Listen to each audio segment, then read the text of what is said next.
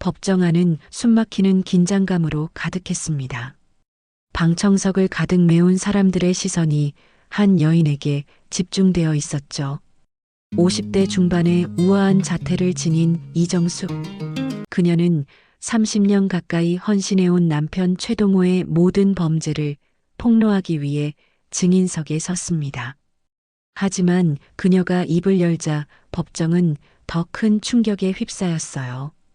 그녀는 남편뿐만 아니라 그 모든 비극의 진짜 설계자가 따로 있다고 증언했거든요. 남편을 파멸시키려 했던 젊은 남자 윤재민. 그는 사실 남편의 숨겨진 아들이었고 그를 복수의 도구로 키워낸 배후에는 남편의 오랜 경쟁자가 있었습니다. 하지만 진짜 충격은 그 다음이었죠. 정숙의 친딸마저 이 모든 음모에 가담해 있었다는 사실이 드러났을 때 법정은 경악으로 술렁였습니다.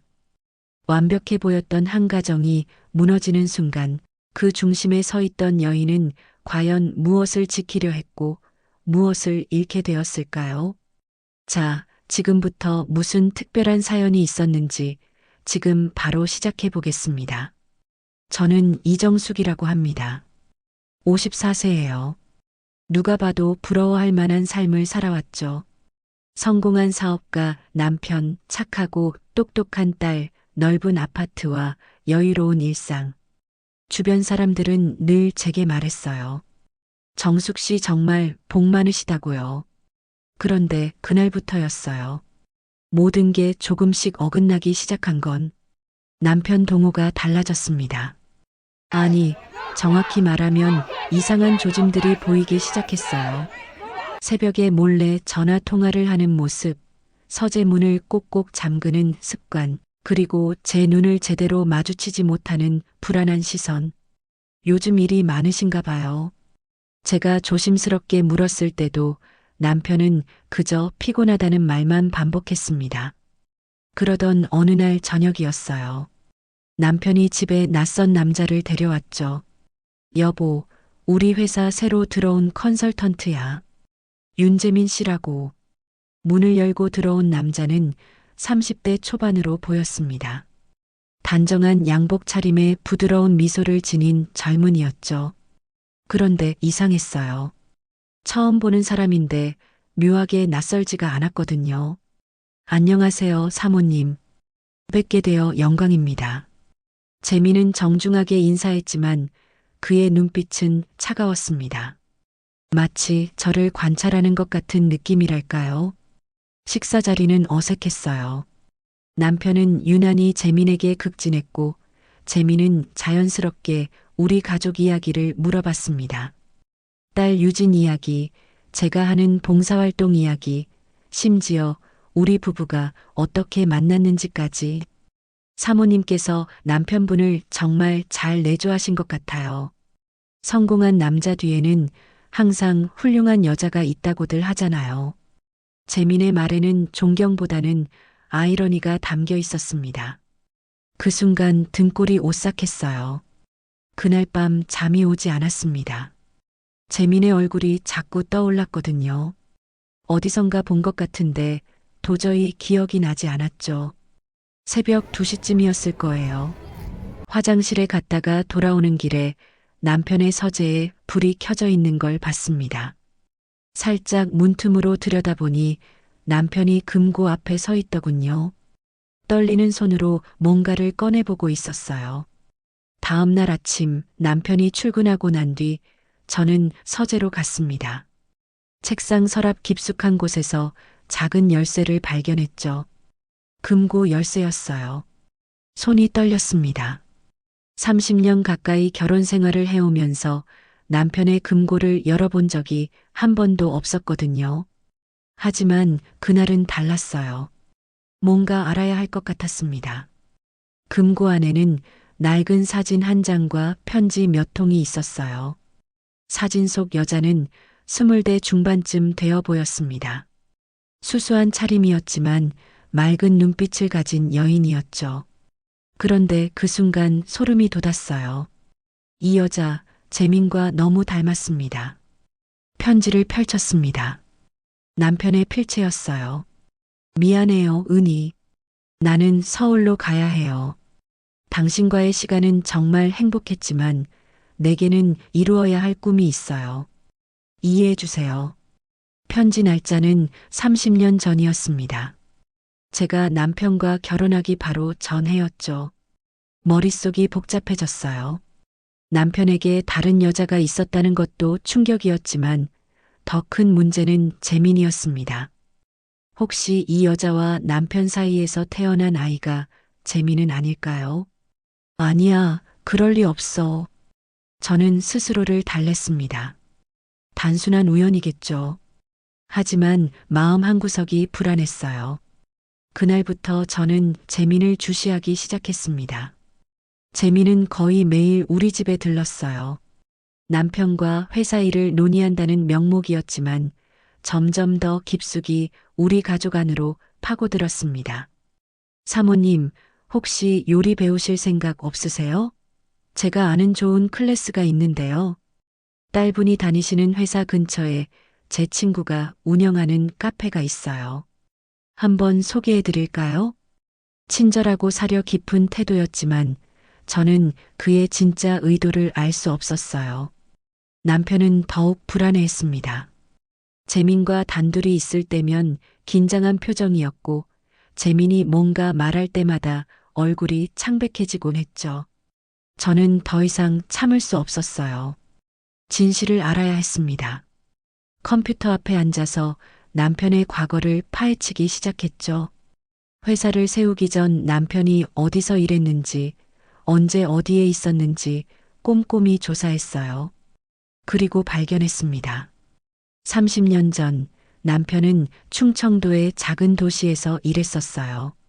그곳에서 6개월 정도 머물렀고 그 후 갑자기 서울로 올라와 사업을 시작했죠. 재민의 출생지를 알아냈을 때 온몸에 소름이 돋았습니다. 같은 도시였어요. 그리고 재민의 나이는 정확히 32살이었습니다. 계산이 맞아떨어졌어요. 남편이 그곳을 떠난 시기와 재민이 태어난 시기가 정확히 일치했습니다. 그날 밤 남편과 마주 앉았습니다. 당신 충청도에 있을 때 사귄 여자 있었죠? 남편의 얼굴이 하얗게 질렸어요. 무슨 소리야, 갑자기. 서재 금고에서 봤어요. 사진이랑 편지. 은이라는 여자.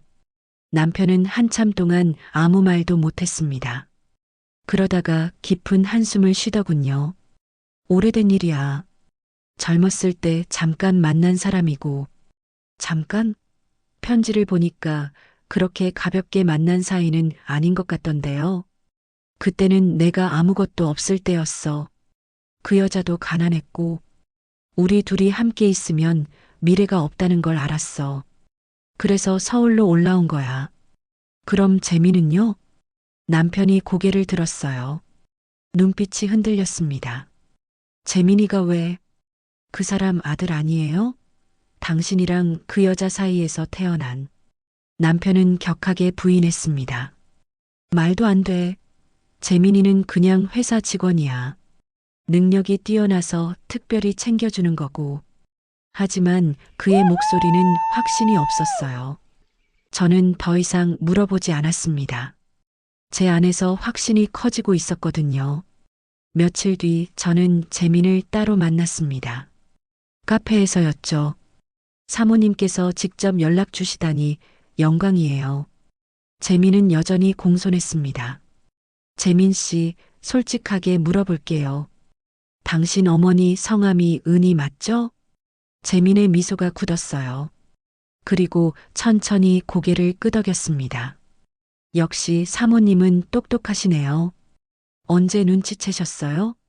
처음 봤을 때부터 뭔가 이상했어요.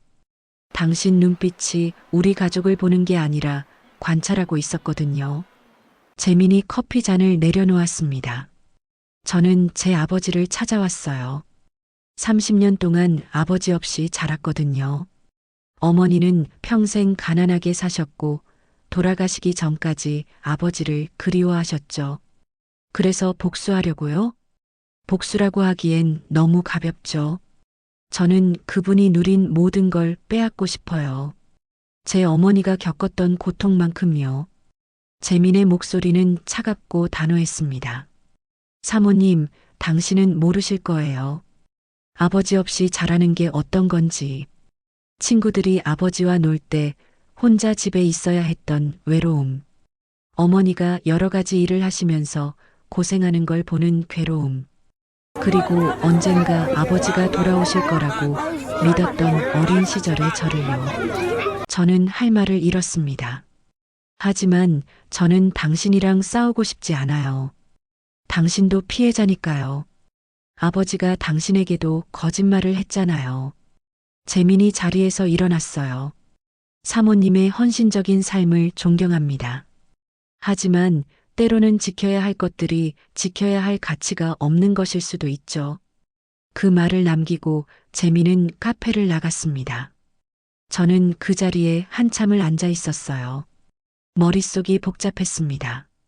남편에 대한 배신감, 재민에 대한 연민, 그리고 우리 가족을 지켜야 한다는 책임감이 뒤섞였죠. 집으로 돌아와 딸 유진을 봤을 때 결심했습니다. 이 아이만큼은 지켜야 한다고요. 유진은 제 자랑이었어요. 명문대를 나와서 좋은 회사에 다니고 곧 결혼도 할 예정이었거든요. 이 모든 추문이 터지면 유진의 인생도 망가질 거예요. 저는 재민의 정체를 확실히 알아야 했습니다. DNA 검사를 하기로 했죠. 재민이 우리 집에 왔을 때 사용했던 컵을 몰래 챙겼어요. 그리고 남편의 칫솔도 함께요. 병원에 가서 검사를 의뢰했습니다. 결과가 나오기까지 일주일이 걸렸어요. 그 일주일 동안 저는 제대로 잠을 자지 못했습니다. 그리고 결과를 받았을 때 예상했던 대로였지만 너무 충격적이었어요. 친자 확률 99.99%. 재민은 남편의 친아들이었습니다. 그날 밤 저는 혼자 울었어요. 30년 가까이 함께한 남편이 이런 비밀을 숨기고 있었다는 게 믿기지 않았거든요. 하지만 울고만 있을 수는 없었습니다. 저는 행동해야 했어요. 다음 날 남편을 불렀습니다. 당신, 이거 봐요. DNA 검사 결과지를 내밀었죠. 남편은 결과지를 보더니 주저앉았어요. 어떻게 이걸? 어떻게긴요? 당신이 숨기니까 제가 알아낸 거죠. 재민이가 당신 아들 맞네요. 남편은 아무 말도 못했습니다. 왜 이제까지 숨겼어요? 30년 동안 다른 여자와의 사이에 아들이 있다는 걸 왜 말 안 했어요? 몰랐어. 진짜로 몰랐다고. 거짓말하지 마요. 재민이가 나타났을 때부터 당신 불안해하는 거 다 봤어요. 남편이 고개를 떨구었어요. 재민이가 나한테 연락해 왔어. 석 달 전쯤에. 처음엔 단순히 아버지를 찾았다고만 생각했어. 그래서 만나서 이야기 좀 하려고 했는데. 그런데요? 얘가 나를 협박했어. 회사 정보를 다 넘기지 않으면 모든 걸 폭로하겠다고. 남편의 목소리가 떨렸습니다. 그래서 회사로 들여온 거야. 가까이 두고 설득하려고. 돈을 줄 테니까 조용히 사라지라고. 근데 얘는 돈에 관심이 없어. 그냥 나를 망하게 하는 게 목적이야. 저는 한숨을 쉬었어요. 당신이 뿌린 씨앗이잖아요. 책임져야죠. 어떻게 책임을 져? 지금 재민이가 가지고 있는 자료가 공개되면 회사가 무너진다고. 30년 전 회사 세울 때 좀 불법적인 방법을 썼거든. 그걸 재민이가 다 파헤쳤어. 그제야 상황이 심각하다는 걸 알았습니다. 얼마나 불법적인 건데요? 자금 세탁이야. 당시에는 그렇게 안 하면 회사를 세울 수가 없었어. 다들 그렇게 했다고. 다들 그랬으면 당신도 해도 되는 거예요? 남편은 대답하지 못했습니다. 저는 깊은 숨을 들이쉬었어요. 화가 났지만 지금은 화낼 때가 아니었습니다. 재민이가 정확히 뭘 원하는 거예요? 모르겠어. 처음엔 돈인 줄 알았는데 아니더라고. 그냥 나를 무너뜨리고 싶은 것 같아. 저는 남편을 봤습니다. 한때 자신감 넘치고 당당했던 남자는 이제 겁에 질린 초라한 모습이었어요. 당신 혼자서는 못 맞겠네요. 그래서 당신한테 말하는 거야. 나 좀 도와줘. 30년 동안 저를 속였던 남편이 이제 와서 도와달라고 하니 어이가 없었습니다. 하지만 저는 남편을 위해서가 아니라 딸 유진을 위해서 움직이기로 했어요. 알았어요. 하지만 조건이 있어요. 뭔데? 이 일이 끝나면 모든 걸 정리합시다. 이혼해요. 남편이 눈을 크게 떴습니다. 당신 지금 무슨, 당신이 날 배신했잖아요. 30년 동안 거짓말하면서 살았고, 이제 더 이상 함께 살 수 없어요. 하지만 유진이가 결혼하기 전까지는 이 추문이 터지면 안 돼요. 그러니까 지금은 함께 재민이를 막읍시다. 남편은 고개를 끄덕였어요. 선택의 여지가 없었으니까요. 다음 날부터 저는 재민의 동선을 파악하기 시작했습니다. 그가 누구를 만나는지, 무엇을 하는지 조사했죠. 그리고 이상한 점을 발견했어요. 재민이 자주 만나는 사람이 한 명 있었는데 박 회장이라는 70대 노인이었습니다. 박 회장, 그 이름이 어디선가 들어본 것 같았어요. 남편에게 물어봤죠. 박 회장이요? 아, 그 사람. 남편의 표정이 굳었습니다. 옛날에 같이 사업하던 사람이야. 근데 30년 전에 크게 싸우고 결별했어. 그 사람이 손해를 많이 봤거든. 어떤 손해요? 우리가 같이 사업을 시작했는데 중간에 내가 빠져나온 거야. 그 사람은 계속 손해를 보다가 결국 파산했고, 그럼 그 사람이 당신한테 원한이 있겠네요. 응, 엄청 크게 원한 있지. 저는 재민과 박 회장이 만나는 장면을 직접 목격했습니다. 카페에서였어요. 저는 모자와 선글라스로 얼굴을 가리고 멀리서 지켜봤죠. 두 사람은 서류를 주고받으며 뭔가 심각한 대화를 나눴습니다. 재민이 고개를 끄덕이고 박 회장이 만족스러운 표정을 짓더군요. 저는 깨달았어요. 재민이 단순히 아버지에 대한 복수심으로 움직이는 게 아니라는 것을요. 박 회장이 재민을 이용하고 있었습니다. 남편을 무너뜨리기 위한 도구로요. 그날 밤 저는 재민에게 전화를 했습니다. 재민 씨 만나서 얘기 좀 해요. 재민은 잠시 망설이다가 동의했습니다. 우리는 조용한 공원에서 만났어요. 어두운 밤이었습니다. 박 회장을 만나고 있더군요. 재민이 놀란 표정을 지었어요. 사모님이 저를 미행했어요? 당신이 우리 가족을 위협하니까 조사할 수밖에 없었죠. 그런데 알았어요. 당신 혼자 움직이는 게 아니라는 거. 재민은 한참 동안 말이 없었습니다. 박 회장이 저를 도와주고 있어요. 법률 자문도 해주시고 자료도 모으는데 도움을 주시고 그 대가가 뭔데요? 별거 없어요. 그냥 아버지를 무너뜨리는 걸 보고 싶다고 하시더라고요. 당신 이용당하는 거 몰라요? 재민이 저를 쳐다봤습니다. 이용? 제가 박 회장을 이용하는 거예요. 그분의 도움으로 아버지를 더 확실하게 무너뜨릴 수 있으니까요. 당신 정말 아버지를 무너뜨리고 싶어요? 물론이죠. 어머니가 평생 고생하신 거, 제가 아버지 없이 자란 거, 다 그 사람 때문이에요. 저는 한숨을 쉬었어요.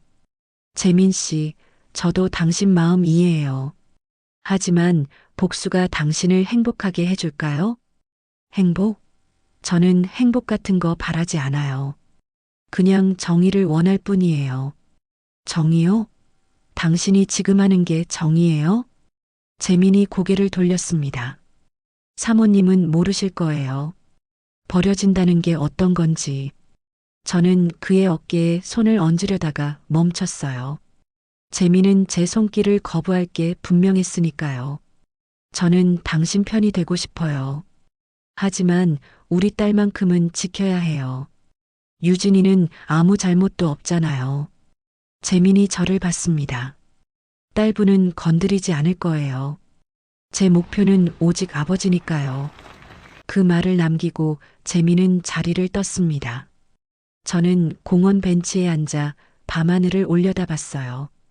별이 참 많았습니다. 이렇게 많은 별이 있는데 왜 제 인생은 이렇게 어두워진 걸까요? 며칠 뒤 회사에서 긴급 이사회가 열렸습니다. 재민이 동호회 불법 행위를 폭로하겠다고 예고한 거예요. 남편은 완전히 패닉 상태였어요. 어떻게, 이제 다 끝났어. 진정해요. 아직 방법이 있어요. 저는 남편 몰래 준비해둔 자료를 꺼냈습니다. 재민이 가진 증거들을 무효화할 수 있는 반박 자료였죠. 이게 뭐야? 회사 설립 당시 자금 출처를 합법적으로 설명할 수 있는 문서예요. 제가 옛날 회계사를 찾아가서 다시 만들어 달라고 했어요. 그게 가능해? 30년 전 일이니까 가능하죠. 당시 회계 기록도 다 사라졌고 증인들도 대부분 돌아가셨어요. 지금 우리가 만든 서류가 유일한 증거가 될 거예요. 남편이 놀란 눈으로 저를 제시도 계속 봤습니다. 당신이 이런 걸 어떻게 해? 30년 동안 당신 곁에서 회사 일을 지켜봤어요. 당신이 생각하는 것보다 제가 아는 게 많아요. 이사회 당일 저도 함께 참석했습니다. 배우자 자격으로요. 재민이 들어왔을 때 그의 표정은 자신감으로 가득했어요. 손에는 두꺼운 서류 뭉치를 들고 있었죠. 오늘 이 자리에서 최동호 회장의 불법 행위를 낱낱이 밝히겠습니다. 재민이 서류를 펼쳤습니다. 30년 전 회사 설립 당시의 자금 흐름, 불명확한 출처, 그리고 명백한 자금 세탁의 증거들이었어요. 이사들이 술렁였습니다. 남편은 창백한 얼굴로 앉아 있었죠. 이 모든 증거가 말해주고 있습니다. 최동호 회장은 불법적인 방법으로 회사를 세웠고 지금까지 그 사실을 숨겨왔습니다. 재민의 목소리는 차갑고 명확했어요. 바로 그때 저는 손을 들었습니다. 잠깐만요. 제가 할 말이 있습니다. 모두가 저를 쳐다봤어요. 재민도 놀란 표정이었죠. 저는 준비한 서류를 꺼냈습니다. 여기 당시 회계 기록이 있어요. 재민 씨가 말한 자금들은 모두 합법적인 출처에서 나온 겁니다. 당시 회계사의 증명서도 있고요. 재민의 표정이 굳었습니다. 그건 조작된 거예요. 조작이라는 증거가 있나요? 30년 전 일인데 재민 씨도 확실한 증거는 없잖아요. 정황만 가지고 의심하는 거죠. 이사들이 웅성거렸습니다. 저는 계속 말을 이었어요. 물론 당시에 회계 처리가 완벽하지 않았을 수는 있어요. 하지만 그건 불법이 아니라 시대적 한계였습니다. 지금 기준으로 과거를 재단하는 건 공정하지 않죠. 재민이 저를 노려봤습니다. 사모님, 당신은 진실을 덮으려고 하는 거예요. 아니에요. 저는 근거 없는 의혹으로부터 남편을 지키는 거예요. 이사회는 결국 재민의 주장을 받아들이지 않았습니다.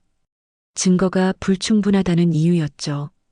회의가 끝나고 재민이 저를 따라왔어요. 사모님, 이게 끝이 아니에요. 알아요. 하지만 오늘은 당신이 진 거예요. 재민의 눈빛이 더욱 차갑게 변했습니다. 다음엔 막을 수 없을 거예요. 그날 밤 집에서 남편이 말했어요. 당신 덕분에 살았어. 정말 고마워. 저는 대답하지 않았습니다. 남편을 구한 게 아니라 딸을 지킨 것 뿐이었으니까요. 하지만 재민의 말대로 이건 끝이 아니었어요. 며칠 뒤 더 큰 문제가 터졌습니다. 재민이 회사 내부 거래 자료를 폭로한 거예요. 최근 5년간 회사가 진행한 건설 프로젝트에서 불법적인 하도급과 비자금 조성이 있었다는 내용이었죠. 이번엔 제가 막을 수 없었어요. 증거가 너무 명확했거든요. 검찰이 회사를 압수수색했고 남편은 소환 조사를 받았습니다. 저는 재민을 다시 만났어요. 만족하세요? 아직 멀었어요. 이제 시작일 뿐이에요. 재민 씨, 당신도 아버지의 아들이에요. 아버지가 무너지면 당신도 상처받을 거예요. 재민이 쓴웃음을 지었습니다. 전 이미 평생 상처받고 살았어요. 이제 와서 더 상처받는다고 뭐가 달라지겠어요. 그때 저는 결심했습니다. 재민의 진짜 적이 누구인지 알려줘야겠다고요. 재민 씨, 박 회장이 당신을 이용하는 거 알아요?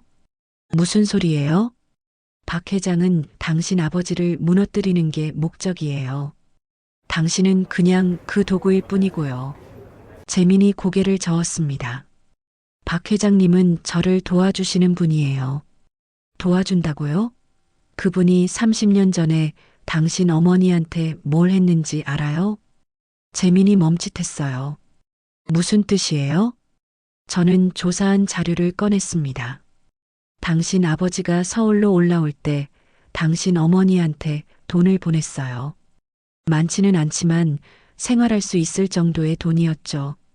그런데 그 돈이 당신 어머니한테 전달되지 않았어요. 누가 가로챘는데요? 박 회장이요. 당시에 그분이 중간에서 돈을 관리하고 있었거든요. 당신 아버지와 박 회장이 동업자였으니까요. 재민의 얼굴이 창백해졌어요. 증거가 있어요? 저는 고개를 끄덕이고 오래된 송금 기록을 보여줬습니다. 여기 봐요. 당신 아버지가 박 회장 계좌로 돈을 보냈고 박 회장이 당신 어머니한테 전달하기로 했어요. 근데 전달되지 않았죠. 그 돈으로 박 회장은 다른 사업을 했고요. 재민이 서류를 빤히 쳐다봤습니다. 그럼 어머니가 고생하신 건 당신 아버지 때문이기도 하지만 박 회장 때문이기도 해요. 어쩌면 박 회장의 책임이 더 클 수도 있어요. 재민은 아무 말도 하지 못했습니다. 저는 그의 어깨에 손을 얹었어요. 재민 씨, 당신은 잘못된 적을 향해 복수하고 있어요. 진짜 적은 당신 곁에 있어요. 재민이 고개를 들었을 때 그의 눈에는 혼란이 가득했어요. 그럼 전 어떻게 해야 해요? 진실을 찾아요. 그리고 진짜 잘못한 사람을 심판하는 거예요. 재민은 며칠 동안 연락이 없었습니다. 그리고 일주일 뒤 제게 전화가 왔어요. 사모님 만나요. 할 얘기가 있어요. 우리는 재민 어머니의 묘지에서 만났습니다. 조용한 시골 공동묘지였어요. 재민은 어머니 묘 앞에 무릎을 꿇고 있었습니다. 어머니 일기장을 찾았어요. 그가 낡은 공책을 내밀었어요. 읽어봤어요. 어머니는 아버지를 원망하지 않으셨어요. 오히려 그리워하셨죠. 그리고 마지막 페이지에 이런 글이 있었어요. 재민이 일기장을 펼쳤습니다. 동우가 보낸 돈을 받지 못했다. 박 씨가 사업에 급하게 쓴다고 빌려갔는데 아직도 돌려주지 않는다. 하지만 괜찮다. 나는 내 힘으로 재민이를 키울 수 있다. 언젠가 재민이가 자랑스러운 사람이 되면 그때 동우를 찾아가 보여주고 싶다. 저는 눈물이 났어요. 재민도 울고 있었습니다. 저는 어머니를 위해 복수한다고 생각했어요. 근데 어머니는 복수를 원하지 않으셨어요. 그냥 제가 잘 되기를 바라셨던 거예요. 당신 어머니는 훌륭한 분이셨어요. 재민이 고개를 끄덕였습니다. 사모님, 저 이제 어떻게 해야 할지 모르겠어요. 진실을 밝히세요. 당신 아버지의 잘못도 박 회장의 잘못도 모두 밝히는 거예요. 그게 진짜 정의예요. 재민이 저를 봤습니다. 사모님은 아버지를 지키려는 거 아니었어요? 아니에요. 저는 진실을 원해요. 다만 제 딸만큼은 보호하고 싶을 뿐이에요. 재민이 한참을 생각하더니 고개를 끄덕였어요. 알겠어요. 함께해요. 그날부터 저와 재민은 동맹이 되었습니다. 우리는 박 회장의 과거를 파헤치기 시작했죠. 그 과정에서 충격적인 사실들을 알게 됐어요. 박 회장이 단순히 동호에게 복수하려는 게 아니라 회사 자체를 집어삼키려는 계획을 세우고 있었다는 거예요. 박 회장은 재민을 이용해서 동호를 무너뜨린 뒤 헐값에 회사를 인수하려고 했던 겁니다. 저는 박 회장을 만나러 갔어요. 그의 저택은 크고 화려했습니다. 오, 최 사모님이 오시다니 영광이네요. 박 회장은 여전히 위험 있는 모습이었어요. 회장님, 재민이를 이용하는 거 그만두세요. 박 회장이 웃었습니다. 이용? 나는 그 청년을 도와주는 것뿐이요. 거짓말하지 마세요. 회장님 목적이 뭔지 다 알아요. 그래요? 그럼 뭐가 문제요? 최동우가 30년 전에 나한테 한 짓을 생각하면 이 정도는 아무것도 아니요. 재민이 어머니한테 보낸 돈 가로챈 것도 정당하다고 생각하세요? 박 회장의 표정이 굳었어요. 그건 당시 사업이 급했소. 변명이네요. 회장님도 똑같이 나쁜 사람이에요. 박 회장이 자리에서 일어났습니다. 사모님, 지금 나를 협박하는 거요? 아니요. 경고하는 거예요. 재민이는 이제 회장님 편이 아니에요. 진실을 알았거든요. 박 회장의 얼굴이 일그러졌어요. 그 청년이 배신했단 말이요? 배신이 아니라 눈을 뜬 거예요. 회장님이 진짜 적이라는 걸 깨달은 거죠. 박 회장은 한참 동안 저를 노려봤습니다. 좋소. 원하는 대로 하시오. 하지만 후회할 거요. 저는 고개를 저었어요. 후회는 회장님이 하실 거예요. 집으로 돌아왔을 때 남편이 기다리고 있었습니다. 어디 갔다 와? 박 회장 만나러 갔어요. 남편이 놀란 표정을 지었어요. 왜? 재민이한테 손 떼라고요. 그 사람이 들었어? 안 들었죠. 근데 상관없어요.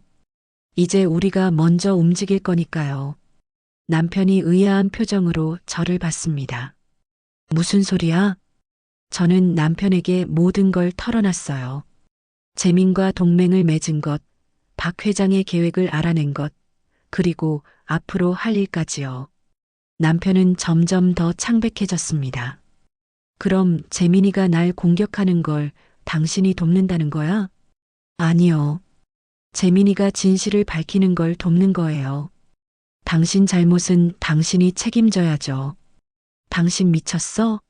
나를 감옥에 보내려고? 당신이 한 일에 대한 대가예요. 30년 전 은희 씨를 버린 것, 재민이를 방치한 것, 그리고 회사에서 불법을 저지른 것. 다 책임져야 해요. 남편이 화를 냈습니다. 내가 이 집안을 먹여 살렸어. 당신과 유진이가 이렇게 잘 살 수 있었던 게 다 내 덕분이야. 저는 차갑게 웃었어요. 그래서요? 잘못을 저질러도 되는 거예요? 돈을 벌었으니까 모든 게 용서되는 거예요? 당신은 나를 사랑한 거 아니었어? 사랑했죠. 근데 그건 진실한 당신을 사랑한 거예요. 거짓말쟁이를 사랑한 게 아니에요. 남편은 더 이상 말하지 못했습니다. 그날 밤 저는 남편에게 마지막으로 말했어요. 당신한테 선택권을 줄게요. 스스로 자수하고 용서를 구하든지 아니면 재판정에서 모든 게 드러나는 걸 감수하든지. 남편은 대답하지 않았어요. 하지만 그의 눈빛에서 알 수 있었습니다. 자수할 생각이 없다는 걸요. 결국 재판이 시작됐습니다. 검찰은 동호회 배임과 자금 세탁 혐의를 기소했어요. 재판 과정은 길고 힘들었습니다. 남편은 끝까지 부인했고 변호인단은 모든 증거에 반박했죠. 하지만 재민이 결정적인 증인을 데려왔어요. 30년 전 동우와 함께 일했던 옛 동료였습니다. 그 증인은 법정에서 증언했어요. 최동호 씨는 분명히 불법적인 방법으로 자금을 조달했습니다. 저도 그 일에 관여했었고요. 남편의 얼굴이 하얗게 질렸어요. 증인은 계속 말했습니다. 당시에는 그게 잘못인 줄 몰랐습니다. 다들 그렇게 했으니까요. 하지만 지금 생각해보면 명백한 범죄였어요. 재판부는 증인의 말을 귀담아 들었습니다. 그리고 마지막 재판날 저는 증인석에 섰어요. 판사가 물었습니다. 증인은 피고인의 배우자로서 어떤 증언을 하시겠습니까? 저는 깊은 숨을 들이쉬었어요. 제 남편은 30년 전 불법적인 방법으로 회사를 세웠습니다.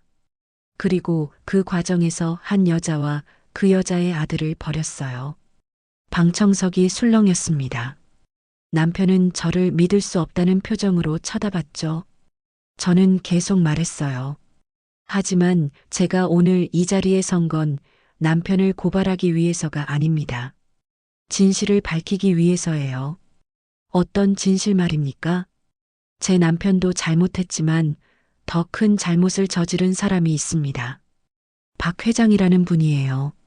저는 박 회장이 재민 어머니한테 보내진 돈을 가로챈 사실, 그리고 재민을 이용해서 동우를 무너뜨리고 회사를 집어삼키려 한 계획을 모두 폭로했습니다.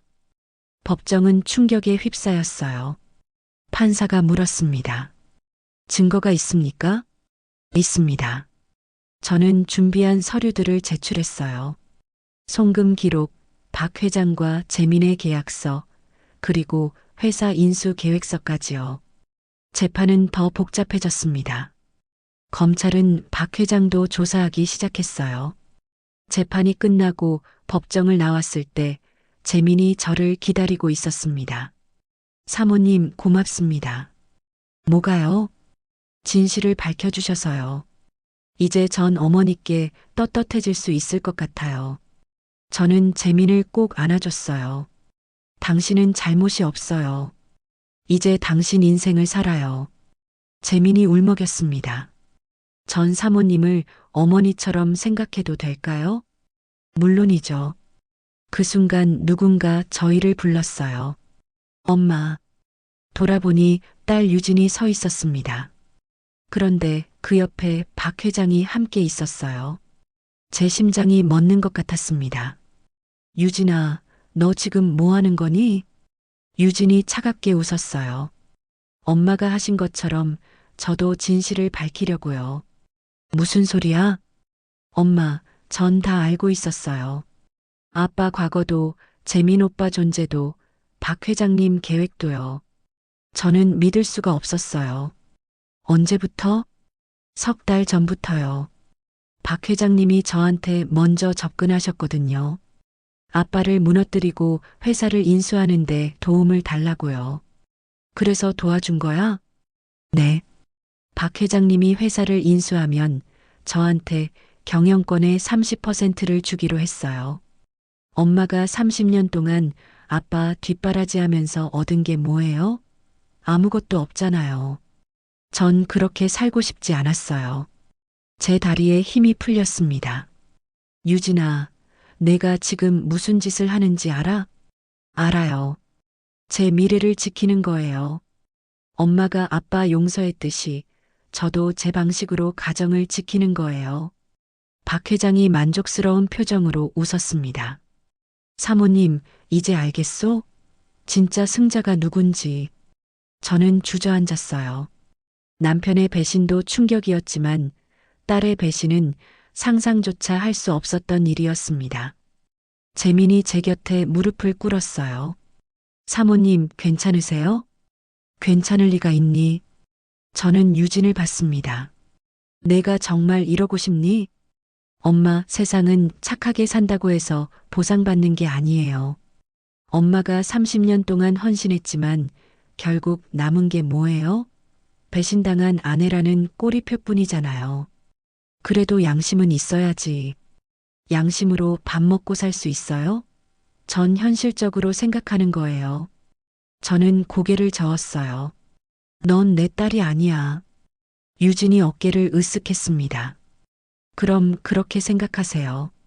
전 상관없어요. 유진과 박 회장이 떠났습니다. 저는 그 자리에 주저앉아 한참을 울었어요. 재민이 제 등을 토닥여줬습니다. 사모님, 일어나세요. 난 이제 어떻게 살아야 하니? 남편도 잃고 딸도 잃었는데 아직 끝난 게 아니에요. 우리에겐 진실이 있어요. 재민의 말이 맞았습니다. 며칠 뒤 검찰은 박 회장과 유진의 공모를 조사하기 시작했어요. 유진이 박 회장과 주고받은 이메일과 계약서가 발견됐거든요. 그들은 단순히 회사를 인수하려던 게 아니라 불법적으로 주가를 조작하고 내부 정보를 이용하려 했던 겁니다. 결국 재판은 더 커졌어요. 동호뿐만 아니라 박 회장과 유진까지 피고인석에 앉게 됐습니다. 최종 판결이 내려지던 날 저는 법정에 있었어요. 판사가 판결문을 읽었습니다. 피고인 최동호는 배임과 자금 세탁 혐의로 징역 5년을 선고한다. 피고인 박 회장은 사기와 주가 조작 혐의로 징역 7년을 선고한다. 피고인 최유진은 공모 및 내부자 거래 혐의로 징역 3년의 집행유예 5년을 선고한다. 모두 유죄였습니다. 남편은 고개를 떨구었고 박 회장은 분노에 찬 표정이었으며 유진은 눈물을 흘렸어요. 법정을 나오는 유진이 저를 봤습니다. 엄마, 저는 고개를 돌렸어요. 더 이상 할 말이 없었습니다. 재민이 제 손을 잡아줬어요. 이제 끝났어요. 응, 끝났네. 저는 모든 걸 잃었습니다. 남편도 딸도 그동안 쌓아온 명예도요.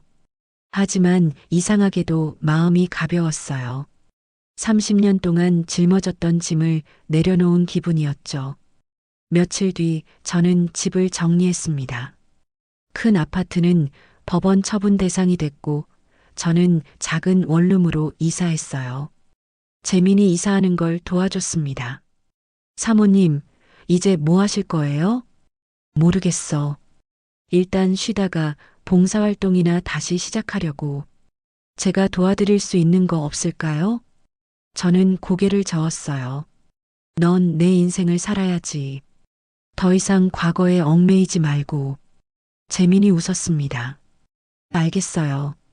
근데 가끔 찾아뵈도 될까요? 그럼 언제든지. 재민이 떠나고 저는 텅 빈 방에 앉아 있었어요. 창밖으로 해가 지고 있었습니다. 새로운 날이 오겠죠. 제게도 새로운 시작이 필요했어요. 핸드폰이 울렸습니다. 모르는 번호였어요. 여보세요? 어머니, 유진이었습니다. 왜 전화했니? 미안해요. 제가 잘못했어요. 유진은 울고 있었어요. 이제 와서 미안하다고 하면 뭐가 제시도 계속 달라지니? 알아요. 근데 꼭 말하고 싶었어요. 엄마가 옳았어요. 전 너무 욕심이 많았고 잘못된 선택을 했어요. 저는 한숨을 쉬었습니다. 유진아, 넌 아직 젊어. 다시 시작할 수 있어. 엄마는 절 용서 못 하시겠죠?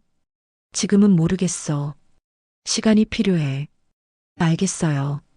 기다릴게요. 전화가 끊겼습니다. 저는 핸드폰을 내려놓고 창밖을 봤어요. 용서할 수 있을까요? 모르겠습니다.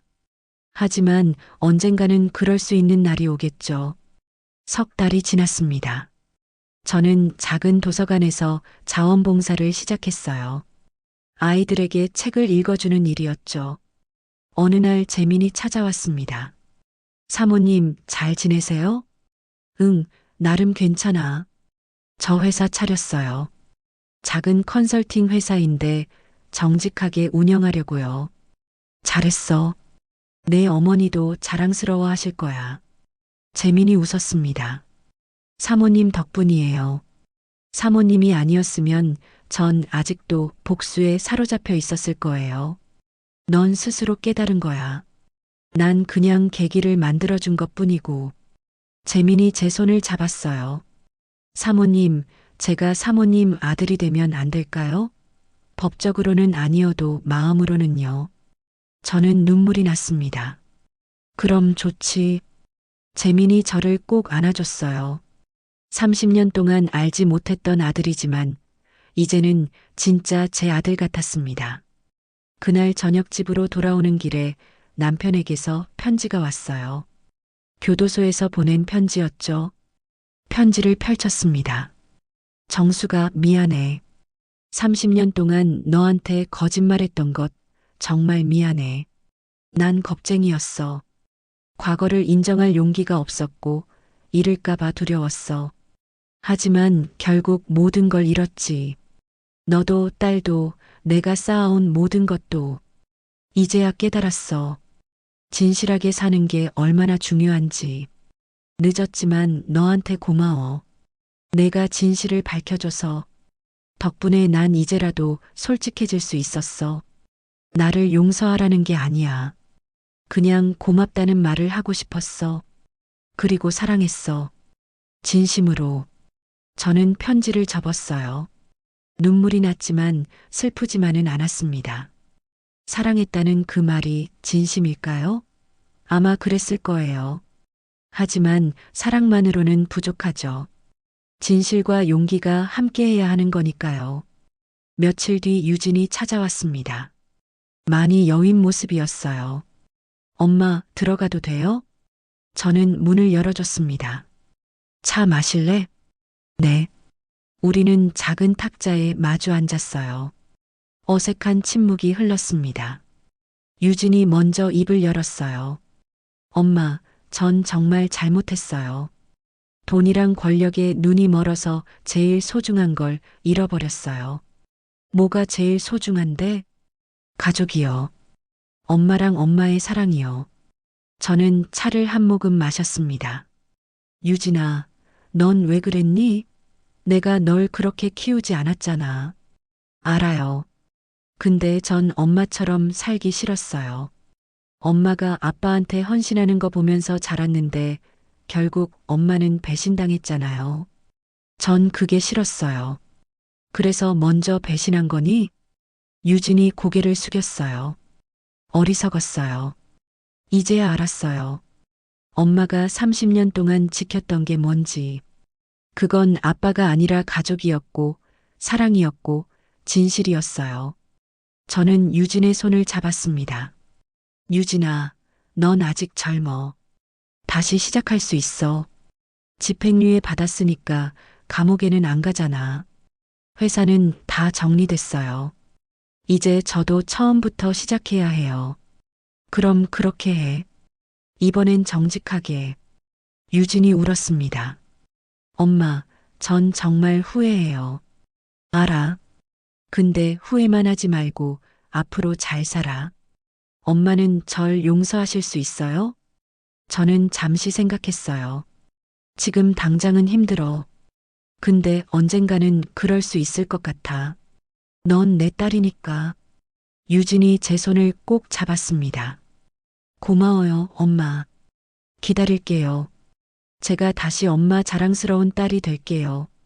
유진이 돌아간 뒤 저는 오랜만에 마음이 편안했어요. 1년이 지났습니다. 재미는 회사를 잘 키워나가고 있었고 유진은 작은 카페를 열어서 성실하게 일하고 있었어요. 남편은 여전히 교도소에 있었지만 가끔 편지를 보내왔습니다. 저는 답장을 하지 않았지만 편지는 다 읽었어요. 어느 봄날 재민과 유진이 함께 저를 찾아왔습니다. 엄마, 오늘 재민 오빠랑 같이 왔어요. 어머니, 안녕하세요. 두 사람이 나란히 서 있는 모습을 보니 신기했어요. 한 명은 제가 몰랐던 아들이고 한 명은 제가 키운 딸이었죠. 뭔 일이야, 둘이? 재민이 웃었습니다. 어머니, 저희가 함께 사업을 시작하려고요. 유진이 카페 운영 경험이 있고 저는 사업 컨설팅을 하니까 잘 맞을 것 같아서요. 그래, 좋은 생각이네. 유진이 말했어요. 엄마도 같이 하실래요? 엄마 요리 솜씨가 좋으시잖아요. 저희 카페에서 베이커리도 팔고 싶은데. 저는 놀랐습니다. 내가? 네. 저희 셋이서 새로운 시작을 하는 거예요. 과거는 과거고 이제는 앞으로 나아가는 거죠. 재민이 고개를 끄덕였어요. 어머니 없으면 안 돼요. 어머니가 저희를 하나로 만들어 주셨으니까요. 저는 두 아이를 봤습니다. 한때는 서로 적이었고 각자의 이유로 상처받았던 아이들이었죠. 하지만 이제는 함께 미래를 꿈꾸고 있었어요. 그래, 해보자. 세 사람이 함께 웃었습니다. 그날 밤 집으로 돌아오는 길에 별을 봤어요. 1년 전에도 이렇게 별을 봤었죠.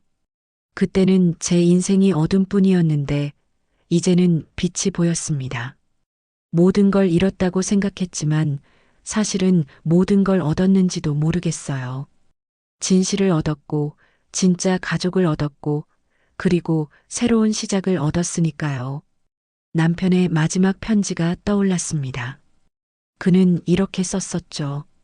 인생을 다시 산다면 처음부터 진실하게 살고 싶어. 거짓말 없이, 비겁함 없이. 그게 얼마나 어려운 일인지 이제야 알았어. 하지만 넌 해냈어, 정수가. 넌 끝까지 진실했어. 그게 너의 승리야. 맞아요. 저는 승리했습니다. 남편을 이긴 게 아니라 거짓과 비겁함을 이긴 거죠. 그리고 이제 저는 새로운 삶을 시작합니다. 빈손으로 시작하지만 제 곁에는 진짜 가족이 있어요. 재민과 유진, 그리고 저. 우리는 과거의 상처를 딛고 함께 걸어갈 겁니다. 완벽해 보였던 제 삶은 무너졌지만 그 폐허 위에서 진짜 삶이 시작됐어요. 어쩌면 이게 진짜 행복인지도 모르겠습니다. 거짓으로 쌓아 올린 화려함이 아니라 진실로 만들어가는 소박한 일상이요. 창밖으로 아침 해가 떠오르고 있었습니다. 새로운 날이 시작되는 거예요. 저는 일어나서 옷을 갈아입었습니다. 오늘부터 재민과 유진의 카페에 나가기로 했거든요. 거울을 보니 제 얼굴에 미소가 번지고 있었어요. 1년 전에는 상상도 못했던 미소였죠. 문을 열고 나서는데 핸드폰이 울렸습니다. 재민이었어요. 어머니, 제가 모시러 갈게요. 괜찮아, 내가 갈게. 아니에요. 오늘부터 저희 식구니까 같이 가야죠. 저는 웃었습니다. 그래, 알았어. 기다릴게. 전화를 끊고 집 앞에서 기다렸어요. 잠시 후 재민의 차가 도착했고 뒷자리에는 유진이 앉아 있었습니다. 엄마, 타요. 저는 차에 올라탔어요. 세 사람이 함께 카페로 향했습니다. 길가에는 봄꽃이 피어 있었고 하늘은 맑았어요. 어머니, 오늘 메뉴 뭐 만드실 거예요? 글쎄, 케이크랑 쿠키 좀 구워볼까? 좋아요. 손님들이 정말 좋아하실 거예요. 유진이 기대에 찬 목소리로 말했습니다. 카페에 도착해서 문을 열었어요. 아직 손님은 없었지만 곧 찾아올 겁니다. 저는 앞치마를 두르고 주방으로 갔습니다. 재미는 테이블을 정리하고 유진은 커피 머신을 준비했죠. 평범한 아침이었지만 저에게는 특별했어요. 이게 제가 원했던 삶이었으니까요. 거짓 없는 삶, 진실한 관계, 그리고 소박한 행복. 30년 동안 화려한 삶을 살았지만 진짜 행복은 지금 이 순간에 있었습니다. 첫 손님이 들어왔어요. 어서 오세요. 세 사람이 함께 인사했습니다. 손님이 주문을 하고 저는 주방에서 케이크를 준비했어요. 유진이 커피를 내리고 재민이 손님과 이야기를 나눴죠. 모든 게 자연스러웠습니다. 마치 오래전부터 이렇게 함께 일했던 것처럼요. 오후가 되자 카페는 손님들로 가득 찼어요. 다들 저희가 만든 음식과 커피를 맛있게 드시더군요. 퇴근 시간이 되어 문을 닫았습니다. 세 사람은 지쳤지만 행복한 표정이었어요. 오늘 첫날 치고 잘 됐죠? 유진이 웃으며 말했습니다. 응, 정말 잘 됐어. 저는 두 아이를 봤어요. 고생했어, 얘들아. 무슨 말씀이에요? 저희야말로 어머니 덕분이에요. 재민이 말했습니다. 우리는 함께 정리를 하고 카페 문을 나섰어요. 저녁 하늘은 붉게 물들어 있었습니다. 내일 또 보자. 네, 어머니. 안녕히 들어가세요. 두 아이와 헤어져서 집으로 돌아오는 길에 문득 생각했어요. 인생이란 참 신기한 거구나. 모든 걸 가졌을 때는 불행했는데 모든 걸 잃고 나니 행복하네요. 아마 제가 잃은 게 사실은 잃어야 할 것들이었나 봐요. 거짓으로 쌓아 올린 명예, 진실하지 못한 관계, 그리고 남의 시선을 의식하며 살았던 제 자신까지도요. 이제 저는 진짜 저로 살아갑니다. 누군가의 아내도 누군가의 어머니도 아닌 이정숙이라는 한 사람으로요. 그리고 그게 가장 행복한 삶이라는 걸 알았습니다. 집에 도착해서 불을 켰어요. 작은 원룸이지만 따뜻했습니다. 창밖을 보니 달이